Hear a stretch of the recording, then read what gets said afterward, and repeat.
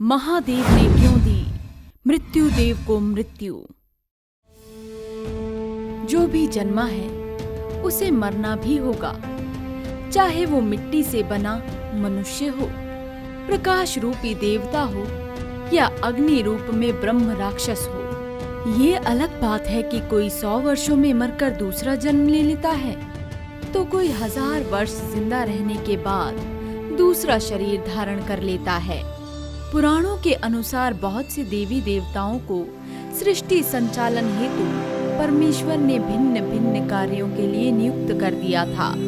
जैसे ब्रह्मा जी सृष्टि करता है, तो वहीं विष्णु जी उसी सृष्टि के पालन करता, और महादेव वो तो सभी संहारक शक्तियों के स्वामी है, अर्थात वो मृत्यु और प्रलय के देवता हैं।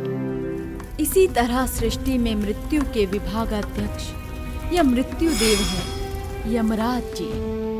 जी हाँ, यमराज, जिन्हें यमदेव या मृत्यु देव के नाम से भी जाना जाता है। इनका कार्य है सृष्टि के प्राणियों के भौतिक शरीर को नष्ट हो जाने के बाद उनकी आत्माओं को उचित स्थान पर पहुंचाना और शरीर के हिस्सों को पंच तत्वों में विलीन कर देना। और उन्हीं के साथी हैं चित्रगुप्त, जो संसार के लेखे जोखे का कार्य संभालते हैं। अब सवाल ये उठता है कि मृत्यु देव यमराज को कैसे मृत्यु प्राप्त हो सकती है। ये बात हास्यपद सी लगती है, पर एक समय ऐसा भी आया जब ये सत्य हुआ। तो आइए जानते हैं इस संबंध में पौराणिक कथा हमारी आज की इस वीडियो में।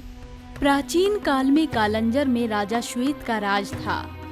राजा श्वेत शिवजी के बहुत ही प्रिय भक्त थे। शिवजी के प्रति अपने प्रेम को बढ़ता देख उन्होंने निर्णय लिया कि अब अपना राज्य वो अपने पुत्र को सौंपकर वो शिव की भक्ति में लीन हो जाएंगे। और ऐसा करने के लिए वो वृद्ध होते ही गोदावरी नदी के तट पर एक गुफा में शिवलिंग स्थापित कर महादेव की आराधना में लग गए। ओम नमः शिवाय, ओम नमः शिवाय, ओम नमः शिवाय।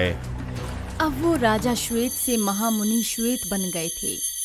एक निर्जन गुफा में मुनि ने शिव भक्ति का ऐसा प्रकाश फैलाया जिससे महादेव भी अति प्रसन्न थे। कई सालों की आराधना के चलते श्वेत को अपनी उम्र का अनुमान ही नहीं रहा था। उन्हें ना तो कोई रोग था और ना ही कोई शोक। वो अभय होकर रुद्राध्याय का पाठ कर रहे थे और उनका रोम रोम शिव के स्तवन से प्रतिनिधित्व हो रहा था, जिसके चलते उन्हें आभास ही नहीं हुआ कि उनकी आयु पूरी हो चुकी है। आयु समाप्त होने पर यमराज ने अपने दूतों को आदेश दिया कि मुनि श्वेत की आयु पूरी हो गई है, जाओ और उन्हें सत्कार के साथ यहाँ यमलोक में लेकर आओ। यमदूतों ने मुनि के प्राण लेने के लिए जब गुफा में प्रवेश किया तो गुफा के द्वार पर ही उनके अंग स्थिर हो गए। वो गुफा के द्वार पर ही खड़े होकर श्वेत मुनि की प्रतीक्षा करने लगे। यूं मृत्यु को अपने भक्त के द्वार पर खड़ा देख शिवजी क्रोधित हो गए और वो अपने गणों से बोले, जाओ और मेरे प्रिय भक्त की रक्षा करो। जब यमदूत बलपूर्वक श्वेत मुनि को ले जाने लगे तो शिव के गण वहां प्रकट हो गए और भैरव बाबा ने यमदूतों पर डंडे से प्रहार कर उन्हें मार दिया। इधर जब मृत्यु का समय निकलने लगा तो चित्रगुप्त ने यमराज से पूछा, श्वेत अब तक यहाँ क्यों नहीं आया? आपके दूत भी अब तक नहीं लौटे हैं। मृत्यु का समय निकलता देख यमराज क्रोधित हो गए और वो हाथ में यमदंड लेकर अपनी सेना के साथ श्वेत मुनि की गुफा के पास पहुंच गए। वहां अपने यमदूतों की ये हालत देखकर वो अचंभित और क्रोधित हो उठे। महादेव के गणों, इसका न्याय भी होगा, पर पहले मैं श्वेत मुनि को यहाँ से ले जाऊंगा। यमदेव, आप ऐसा नहीं कर सकते। श्वेत मुनि शिव भक्त हैं और उनकी मृत्यु पर आपका कोई हक नहीं है। इसके पश्चात भगवान कार्तिकेय और यमराज के बीच भीषण युद्ध आरंभ हो गया। यमराज को बलपूर्वक आगे बढ़ता देख सेनापति कार्तिकेय ने शक्ति अस्त्र यमराज पर छोड़ दिया, जिससे उनकी मृत्यु हो गई। अपने पुत्र की मृत्यु का समाचार सुनकर भगवान सूर्यदेव, ब्रह्मा जी और अन्य देवताओं के साथ उसी स्थान पर पहुँचे जहाँ यमराज और उनके यमदूत मरे पड़े थे। तब देवताओं ने भगवान शंकर की स्तुति की और भगवान शिव प्रकट हो गए। भगवान यमराज सूर्यदेव के पुत्र हैं, वे लोकपाल हैं और आपने ही इनकी धर्म अधर्म व्यवस्था के नियंत्रक के रूप में नियुक्ति की है।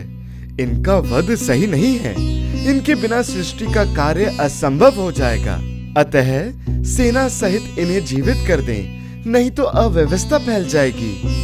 हम भी व्यवस्था के पक्ष में ही हैं। मेरे और भगवान विष्णु के जो भक्त हैं, उनके स्वामी स्वयं हम लोग हैं। मृत्यु का उन पर कोई अधिकार नहीं होता।